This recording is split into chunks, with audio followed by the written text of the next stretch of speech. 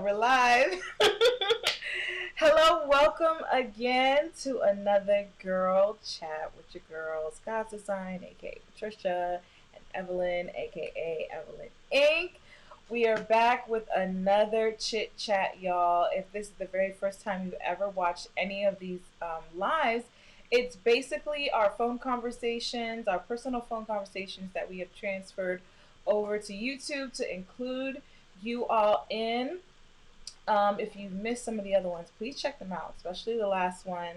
Um, it's a little juicy. You Well, juice, know? juice.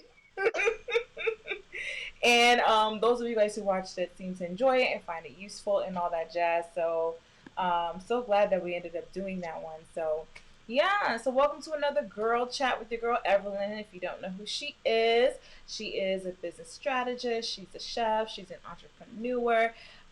She's a speaker. She is a decorator. She is all the things that you need her to be.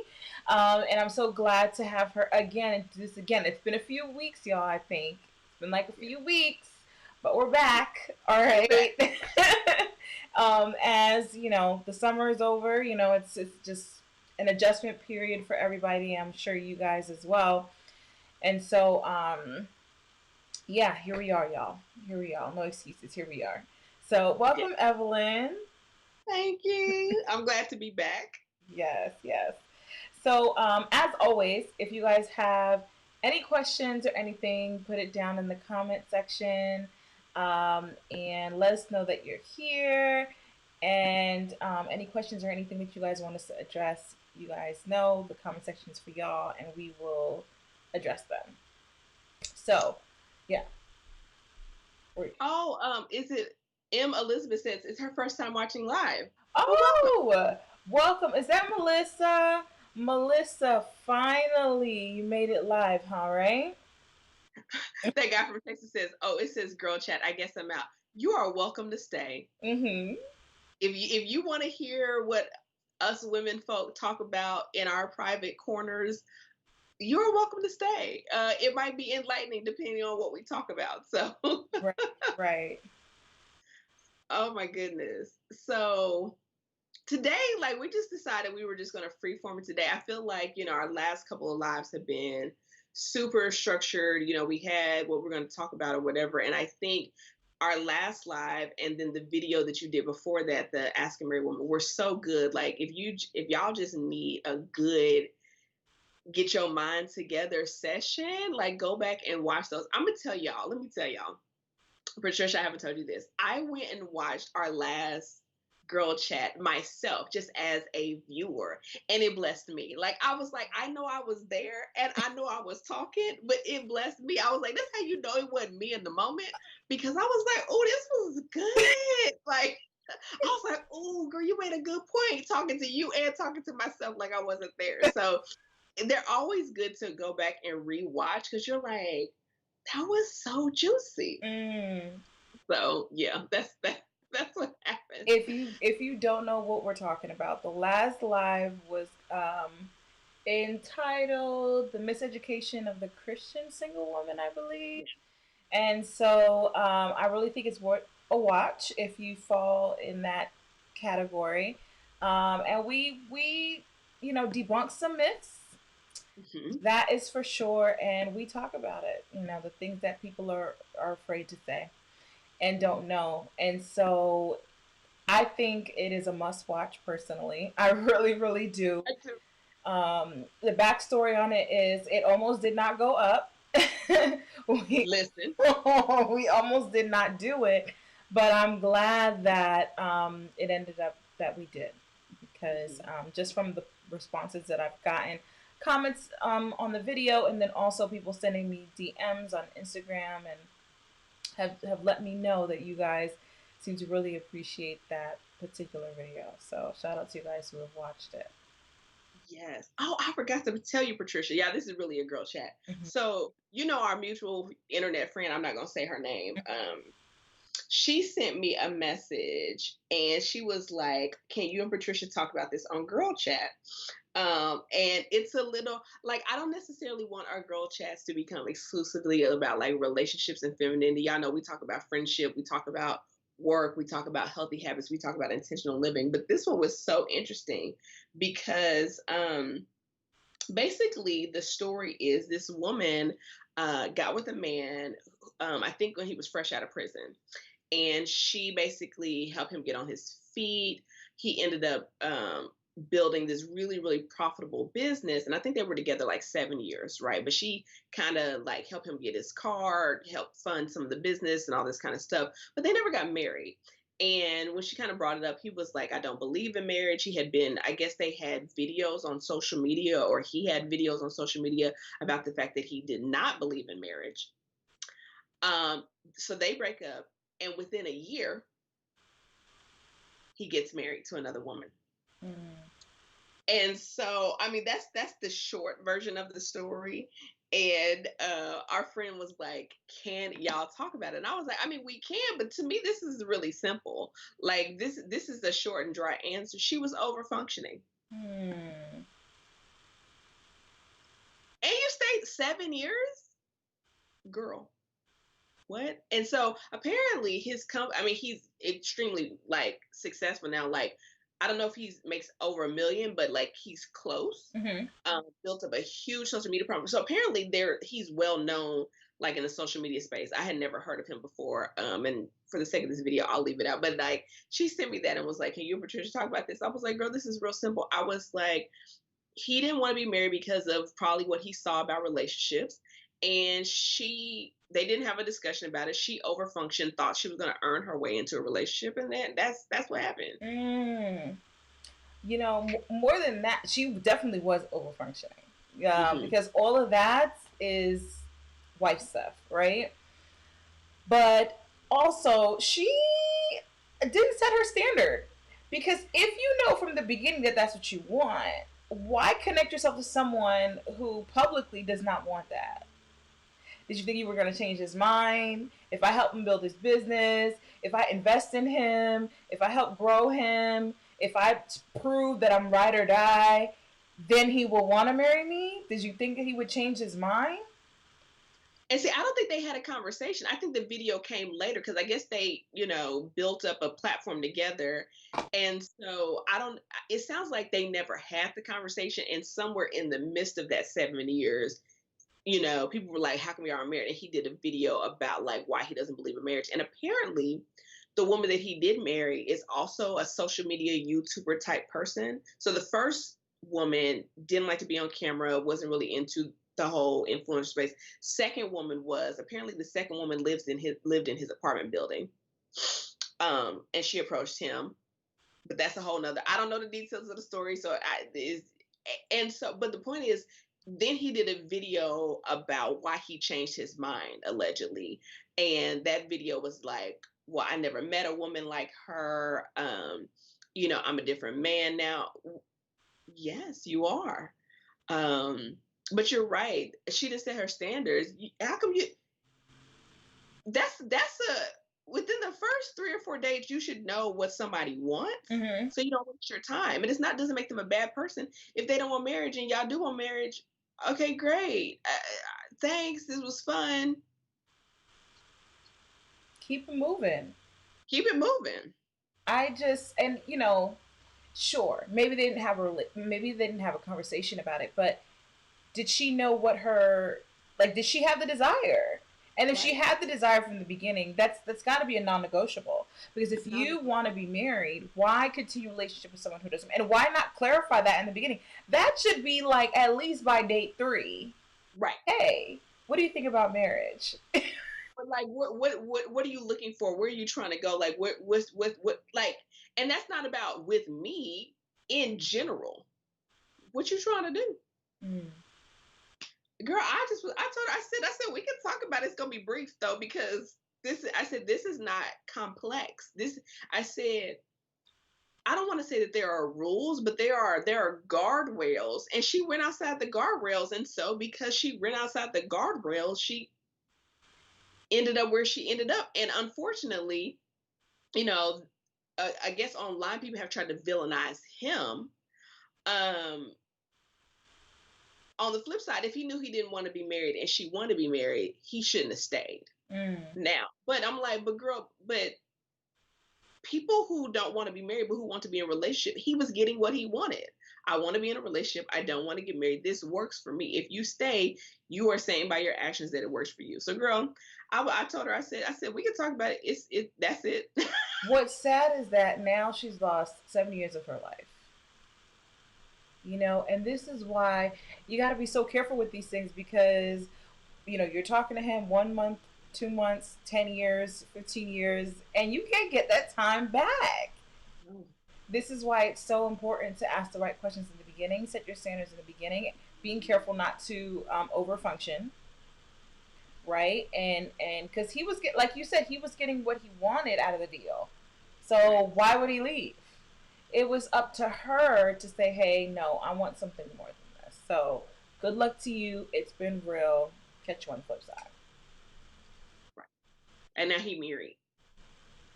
Now that he's, out of jail, successful business, life is together, he married. So she prepared him for and set him up for the next woman. I know that gotta hurt. It gotta hurt. It's got to hurt. And I think that's why a lot of apparently what our friend told us is that a lot of people are kind of like they can't believe him, and it's like, but this is what I always want to tell people in any situation. It takes two. It may be 99% and 1%, 80 and 20%, 60, 40, 50, 50. It takes two. But and what like after year two, what would like what was happening between year 2 and 5? I mean 2 and 7. I got questions. She was settling, over functioning, and hoping that he'd change his mind. Yes.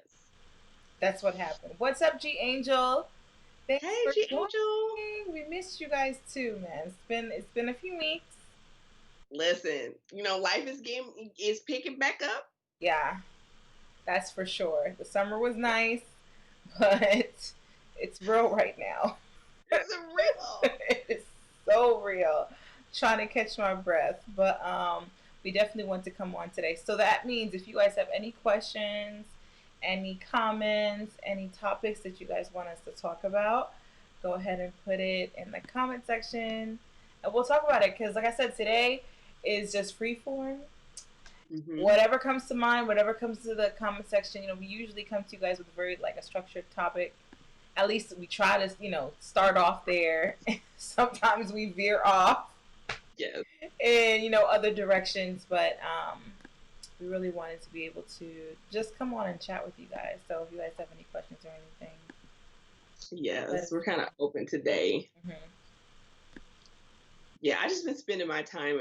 Let me say this. I have not been spending my time, but I think I need to spend my time figuring out a new normal because I'm still basically quarantining. Mm-hmm. And I'm like, okay, so you've done that. How do you still keep yourself safe and other people safe, but create a new way to function? Because I can't be in the house forever. So I really need to sit down and carve out some time to think about that. I just haven't. I'm still busy even though I'm at home. That's the thing. I'm still busy even though I'm at home. So, here we go. Yes. Emily Eloise says, what are some ways to stay focused on purpose and kingdom during your singleness? Emily Eloise, I hope you've seen our last live. It's on my channel. It's called The Miseducation of the Christian Woman. I think it'll help to give you some clarity and definitely some understanding of where we're coming from. I'll let Evelyn go ahead and start out. But yeah. Mm-hmm. Oh, pretty profile picture, Emily. So I guess I would start with the question, which is, when you say what are some ways to stay focused on purpose in the kingdom, is that are you saying you don't want to focus on something else? I just want to make sure before I answer this question that I just don't want to assume. So are you saying what are some ways to stay focused on the kingdom and purpose to singleness so that you won't focus on something else? Or is it just hey, in general? I just want to make sure before I answer because I can kind of go. I mean, I'm going to go the same way, but the way I'm going to get there might be different. Mm-hmm. So, Patricia, do you have any thoughts before I? Yeah, Claire, go ahead and clarify the question for before we start chit chatting. I don't want to read too much into the question. Right. Right. Um, but when it comes to, yeah, just go ahead and answer the question. Yes, because I think that because and that's why I was like, I hope you did watch the previous live. If you didn't, I think that's why me and Patricia are like, give us a little bit more information because we're not fresh off of that, but that last one was so lively. So I don't want to I don't want to jump the gun and assume anything. Um, She says, just not allow distractions, I guess, to take you away from your season that God has you in, basically. So, oh, go. okay. Um, Evelyn said it very, very nicely in the last video, in that um, singleness is a relationship status. That's what it is. And I think some of us have a the wrong understanding about singleness, and some of us believe that it's a sentence imposed by God. And I think, and I hope by some of our comments today, it'll help to sort of change your mind or to change your thinking on it. Because I think the question is valid, right? How Mhm. to focus on purpose and how to focus on godly things. And I think that's an important question. But I don't like that it's connected to the singleness part. And that's the issue that I have. It's because guess what? I'm married now for a little over a year, and purpose is still important to me. Focus on God is still important to me. Creating, cultivating my relationship with God, and having a good spiritual life is still important to me. And that is separate of my relationship status, right? And so I want us to really to disconnect our relationship with God and our relationship status. If we can do that for just a second. So I think, let's, Evelyn, if we can just answer both questions separately, maybe. Yes. And you can give your comments on that too, because I know you got some comments. Yeah, I mean, I think we're basically saying going to say the same thing that just based on the wording that you used, Emily, I'm going to assume some things, okay? And so if I'm wrong, please feel free to correct me in the comments. But so when you say just not to allow distractions to take you away from the season that God has you in, I'm going to assume that when you say distractions, you're talking about people, aka men, who could distract you from your single season. I'm going to assume that because of the way you phrased the first part of the question, which is how can I stay focused on purpose and kingdom while single, and then you said, okay, so that I don't have distractions from this season. I'm assuming that singleness is the season you're talking about. So the only thing that would be a distraction would be a relationship, a significant other, a partner, or whatever. So I want to say first, I 100% agree with everything Patricia said. We are in violent agreement. And then what I want to add to that is I'm not a big fan of calling potential relationships or potential dating opportunities distractions. All they are is an opportunity to get to know somebody and collect information, because the word distraction has a negative connotation. Now, I do believe that there are detours, that maybe there are some relationships that maybe we shouldn't entertain, not because they're distracted from our singleness. It's just that may not just be good for our life in general, but relationships are healthy, they're normal. So if we're choosing well and we're being honest about what we want, I don't see that as a distraction as much as an opportunity just to get to know somebody. Okay, so now back to separating the two. So some ways to stay focused on God and kingdom is really about priorities. Have you decided um, what you want your role to be in the kingdom?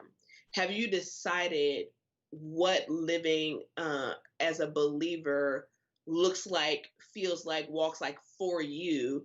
And are you doing that and making those things a non-negotiable at all costs? So, and I don't want to give you like specific things because that's different to the individual, but I'll use myself for example. Having morning prayer time for me is a non-negotiable. I don't care what's going on in my life.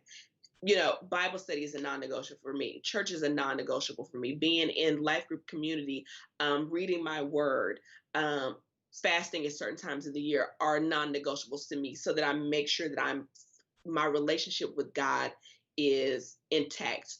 Single, dating, in between, whatever, it's a non-negotiable priority that goes on my calendar, on my schedule, regardless of what's coming up. Other things can come into my life, they just can't supersede that. Mm-hmm. So that's for the relationship part. As far as the kingdom, I stay very tapped in to God and what He has called me to do, and I make sure that those things are non-negotiable, right? So, to Patricia's point, me being focused on my relationship with God, me being focused on the kingdom, really has nothing to do with my relationship status.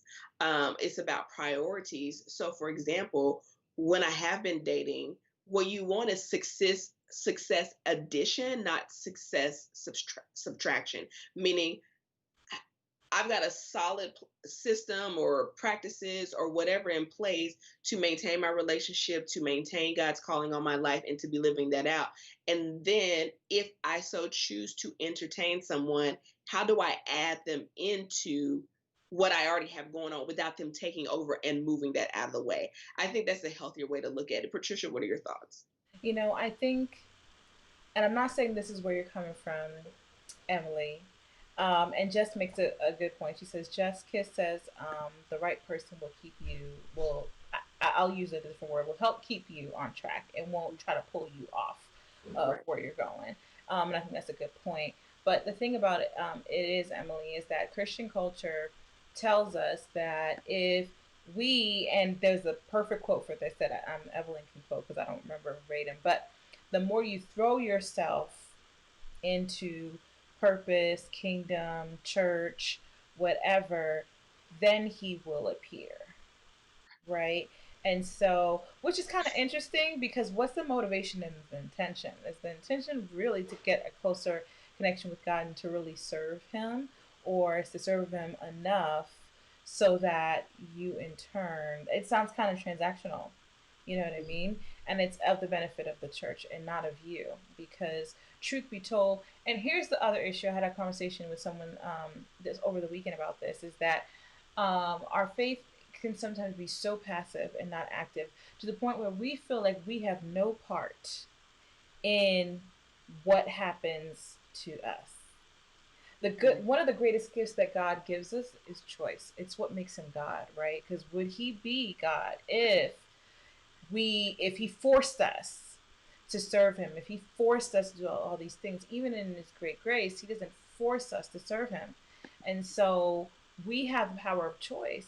And so where did we get, and I feel like we're like mirroring the last alive, but where did we get that we have no part in what happens and what goes on in any other part of our life?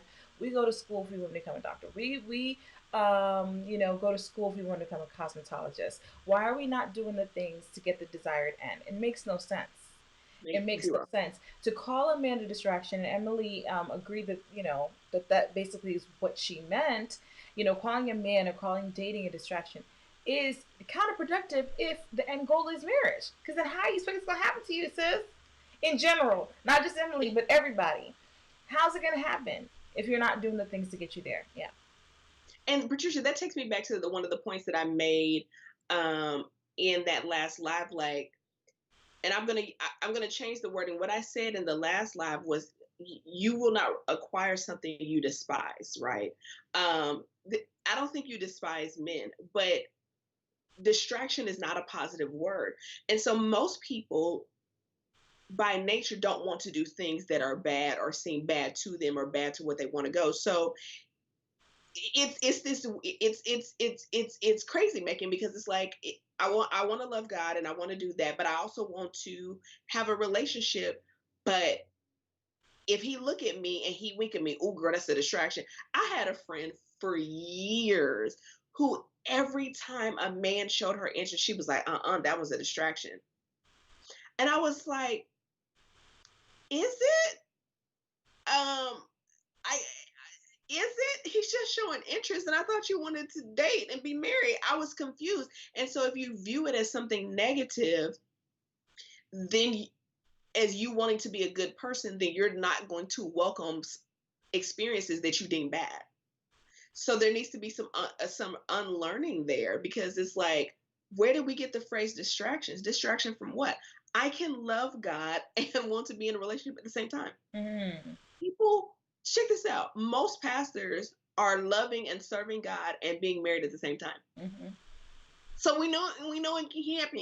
Okay, like, you know what I mean. So, and that language is usually only given to single people. So so let me ask you this, and this is not for you. This is for everybody. So were they distracted then when they got married? Like, like, it just don't make no sense. Make it make sense to me. And I say this with love. So Emily, if this is your first time on a live, like, I get a little hype. It's only because I'm very passionate and I care about y'all.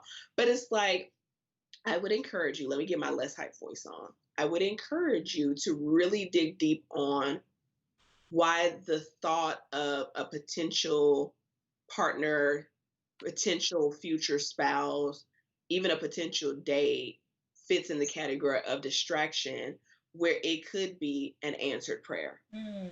This is so interesting. I think sometimes I'm about to go down a tangent, Patricia. So you know the key word if I go too far. I think we have been taught in the African American Black church culture to expect a no from God. Mm. I think we've been taught to expect a no pretty much on anything that we want, right? And then to be completely surprised if it's a yes. That's so much so. I think God might be handing out more yeses than we think He is, but we're so attached to the idea that if I want it for my enjoyment, then it must be bad, and therefore God isn't going to give it to me. So then why did He give it to other people? Like, there's something, and this Emily, I want you to know, I'm so not talking directly to you at this point. I'm down a tangent, I'm down a rabbit hole, but it's like, make it make sense to me. And so I think sometimes we have been like, God, I really want to be in companionship, or maybe God, I want a partner, or maybe I want to get married, and God will maybe tap somebody's heart and bring people your way, and we're like, oh, not that one, that's a distraction. Oh, not that one, that's a distraction. Oh, he too fine, that's a distraction. Oh, I'm too physically attracted to him, that's a distraction. What? Like, I remember I had a friend who, like, this guy was really attracted to her, she was really attracted to him. She was like, girl, that's a distraction. I was like, because y'all are attracted to each other. Like, I'm not telling y'all to fornicate. Like, so do they have to not be attractive to not be a distraction? And that's weird. Like, you know what I'm saying? Like, if you really take yourself out and you step back and look at the messaging that has been taught to Christian singles, it's so contradictory and conflicting, and it's crazy, man. Okay, Yeah. Patricia. Yeah, Emily says, and y'all, if anybody else has any questions, go ahead and drop that in the chat. We'll address those too. Emily Eloise says, I think it comes from being told I wasn't ready for a relationship when I desired one. Because you desired one, you weren't ready. Is that what you meant? Or and who told you weren't ready for a relationship? And why? I have questions. I have so many questions. And I think Emma Elizabeth had a comment too. Um She says that's what I need to work on is being more active and not being so passive. Yeah, it's so important. It was when I tell you, y'all, it was a conversation that I had with my husband while we were dating because it was very important to me. This issue of passive faith versus active faith. Mm-hmm. And I'm telling you, once you get your faith to an active place, your life opens up tenfold, tenfold. Why that passive faith? Why limit God? To me, faith is an action word. It is not stagnant. It is not still. It is active. And you know, I think it's a shame that it's kind of we're in this wait culture, wait on the Lord culture, especially when it comes to because he's supposed to come knocking at our front door, right? That's how it's supposed to happen. Wait on the Lord culture instead of it being an active thing. I think I just heard something go, "Ooh, Ciara's here. What up, girl?" She says, "Oh, this friend sound like that story of the person drowning, then dies and asks God why he didn't save them. And God was like, I sent X amount of people and you turned them away." Yes. Yes. That's exactly what it It's sounds exactly like. what it sounds like. Mm-hmm. And Patricia, I want to take this out of the context of relationships because I really want to make it really plain, right?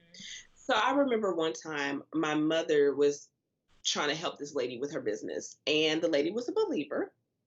And so my mom was like, "Hey, I think you can really get some more clients if you get out and start networking and start marketing your business." Like, and this was, I mean, this is 10 plus years ago. She was like, "So do you have business cards?" And legit, this is what the lady said. "Oh, I don't need business cards. I feel like if they're meant to be my client, God will send them to me."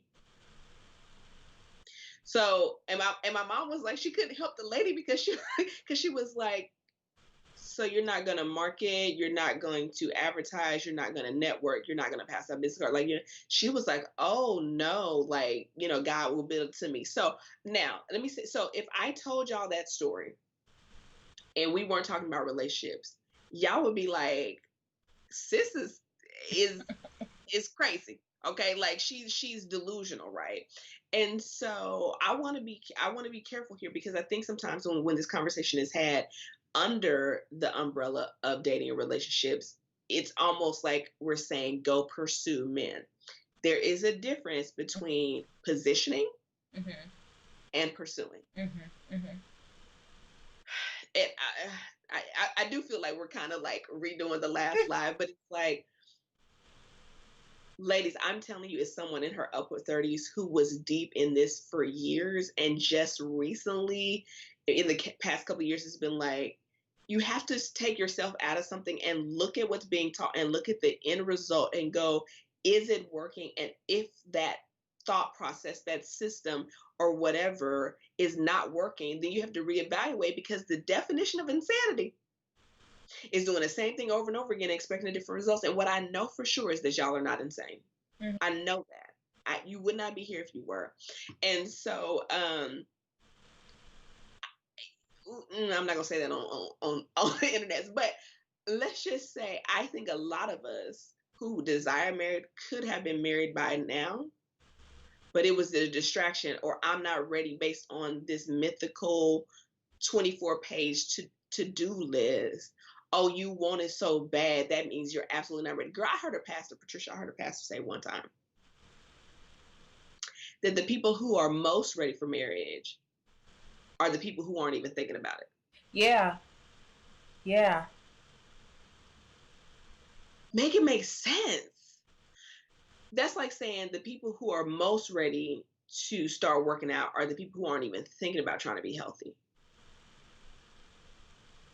That's like saying the people who are most ready to go back to school are the people who aren't even thinking about furthering their education. Make it make sense, y'all. And if somebody said, "I want to go back to school," and they were like, "But I'm just okay with this job," no, I'm not going to put any applications because I don't want to pursue that. I don't want to be pushy. I don't want to come across these schools as aggressive. I don't want to seem thirsty or desperate for a better life or education. So if somebody happens to bring it to me one day where I'm out living my best life and serving God as hard as I can, and happen to mention to me and bring the application to me and bring me a pen and have it fill out, then I'll entertain it. Like, y'all, I know what I'm saying sounds crazy, but that's how it sounds. Patricia, your thoughts? Because I don't went down a rabbit hole. Well, let's address these comments because y'all, we don't have too much more time, and I want to get to this question Melissa post. But before that, and welcome SJ. She says she's been working. Hey, To miss already a half hour, but catch the replay, girl. You get caught up. But Emily says, "Oh well, many people would tell me to wait. Don't focus on that because I'm too young. Just focus on God." And I'm like, just because I desire a relationship, just doesn't mean I won't focus on God. Exactly, and that's really our point. That's really our point. Okay. Melissa says, how do you build self confidence and eliminating the feeling of inadequacy in order to make a relationship work? How to build self confidence and limit the feelings and acts in order to make a relationship work. Do you want to go first, Patricia? Because I have, I'm gonna split that in half, right? Yeah, yeah. Go ahead, go ahead. So I to answer, is it Melizabeth or M Elizabeth? I want to make sure. I think it might be Melizabeth, which is Her name is Melissa. I think uh, maybe her middle name is Elizabeth. I don't know. oh, She's a longtime follower of mine. Yeah. okay, Hmm. all right, Liz. So I'm gonna. If you've been here before, if you watch it, I'm about to split your question up because I'm gonna read some things to your question. There's two things here that I see: how to build self confidence and eliminate the feeling of adequacy in order to make a relationship work. My first suggestion to you would be to drop the last part of the question. How to build self confidence and eliminate the feelings of inadequacy? Question mark. That needs to be for you. My first suggestion would be to not make it about making a relationship work unless the relationship you're talking about is with yourself, because self-confidence and feelings of inadequacy are for you first and foremost.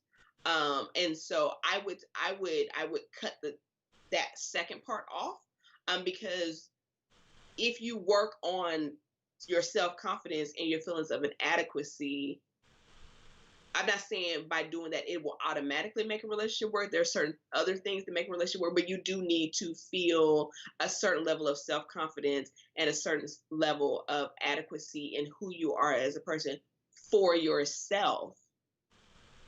And then um, those things will spill over into a relationship. So, my first thought, y'all know, I'm going to always go deeper than what you thought I was going to say, is I would drop the second part of the sentence. And I'm not telling you that you can't have the desire to be in a relationship. I'm not saying that. And I'm not even saying that you can't have the desire to make a relationship work. But when it comes about self confidence and feeling inadequate, those are things that need to be done because you want to feel confident about yourself in a relationship, out of relationship, whatever. You want to feel adequate as a woman in a relationship, out of relationship, because it doesn't only affect you in relationship, it will affect you at work, it'll affect you with your family, it'll affect how you talk to yourself. So that's my first part, and now I'm gonna let Patricia jump in. Yeah, And then I wholeheartedly agree. And to sort of piggyback off of that, and Melissa said that she thought about it after she sent it. And, out of the abundance of the heart, the mouth speaks, right?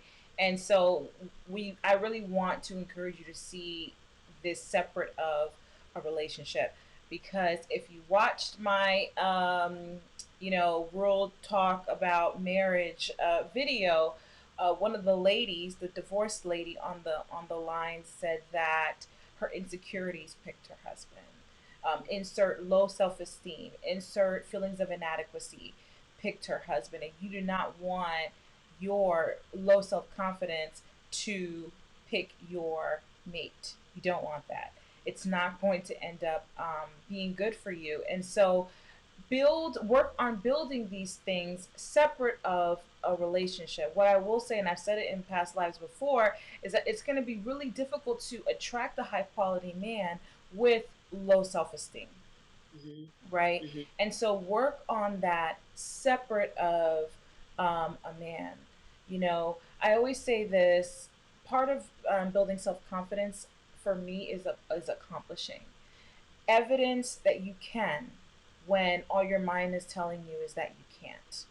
And mhm. so set small, attainable goals for yourself and achieve them. And you will slowly but surely say, hey, I can get things done. Hey, I can alter my life, or, and oh, I can be more organized. Oh, I can implement a spiritual practice, and do continue to do that. Also seek therapy, right? Feelings of inadequacy, many times that is very deep rooted, very Mhm. deep rooted. And so see a therapist. I mean, now it's easier than ever to do so, because Telehealth. yeah, for telehealth. And so that is what I would suggest to you, Melissa. And Sue has a question here. Maybe this has to be the last one because I have to lecture after this. And she says, "What's the difference? What difference have you observed, Evelyn, in the last 2 years, positioning yourself, changing your mindset? I'm assuming about dating." Oh my goodness. Ooh, okay. Let me see if I can get this in. And I also want to just make one last point about Melissa here. I will say this, and I'm going to try to answer both of you at the same time. A confident woman is a woman who knows what she wants and then moves in that direction. If I was to try to tie it up and put it in a pretty bow, and is very comfortable in that. So, um, Melissa, for you, I would say going through your life and asking yourself, who do you want to be? I have a video on my channel about like the 6 questions every woman needs to ask herself. Watch that and actually like work through that. And then, like Patricia says, start trying to implement those things in your life, because as you keep promises to yourself, you'll build trust in yourself. And when you build trust in yourself, you have confidence that you are who you say you are. So, Sue, what difference have I observed in the last 2 years? Oh my God. Um, I had a lot of unlearning to do. I let me just sum it up really quickly. I had to learn that my desires were good. I had to learn that the real root of a lot of this is somewhere somebody told us that our desires are bad. And women of faith who have a good relationship with Christ, who are about the kingdom, if you are connected to the vine and you stay connected to the vine and you allow yourself to be corrected and guided by the Holy Spirit, then you can trust in that guidance that my desires are good and they're not bad. And once I took the bad off my desires and allowed myself to desire, then I allowed myself to be able to pursue those desires and do what I needed to do to start bringing those things in my life. I think the crux of a lot of this is, if I want to be in a relationship, that's a bad desire. If I want to get married, that's a bad desire. If I find this man attractive, that's a bad desire. If I want to be wealthy, that's a bad desire.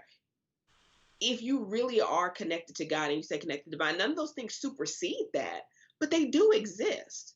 And so I would say that's probably the biggest change that I have now. Positioning myself, yes, that's newer because I had to do a lot of unlearning before I do that. But now, yeah, your girl is out here positioning herself.